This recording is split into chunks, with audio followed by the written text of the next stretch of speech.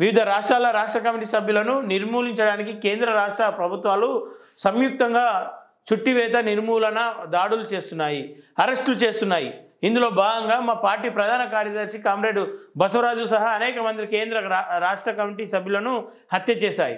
మిగిలిన కామ్రేడ్స్ గణపతి, దేవ్జీ, మిసిర్ బిస్రా, సంగ్రామం తదితర కేంద్ర రాష్ట్ర కమిటీ సభ్యులను నిర్మూలిస్తామని కేంద్ర ప్రభుత్వం ఛత్తీస్గఢ్, మహారాష్ట్ర, తెలంగాణ, ఆంధ్రప్రదేశ్, ఒడిశా, జార్ఖండ్, బీహార్, మధ్యప్రదేశ్ రాష్ట్రాలని దృశ్య శ్రావ్య మాధ్యమాల ద్వారా నిరంతరం చేస్తున్న ప్రకటనలు గుడ్డివారికి సైతం కనపడేలా, చెవిటివారికి సైతం వినపడేలా, సాధారణ ప్రజలకు సైతం అర్థమయ్యేలా సాగుతుంటే మాజీ ఎమ్మెల్యే మనీష్ కుంజం, సోనీ సోడిల్ కేంద్ర రాష్ట్ర ప్రభుత్వాలను టార్గెట్ చేయకుండా దేవ్జీని టార్గెట్ చేయడం అంటే అది భారీ కుట్రలో భాగమే అని చెప్పేసి చెప్తా ఉన్నాం.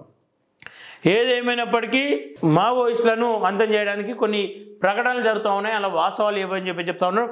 ఈ లేఖ కూడా ఎంత వాస్తవం ఎంత అవసరం అని చెప్పనికి లేదు. ఎందుకంటే ఏ లేఖ ఎవరు విడుదల చేస్తున్నారు, ఎక్కడి నుండి వస్తుందో ఎవరికి తెలుసలేదు. కానీ ఏదో ఒక మాధ్యమం ద్వారా ఇటు ప్రజల వద్దకు ఇటు మీడియా వద్దకు చేరవేసే ప్రయత్నాలు చేస్తూ ఉన్నారు. అటు రెండు రేఖలను కూడా అనుమానించాల్సిన అవసరం ఉంది.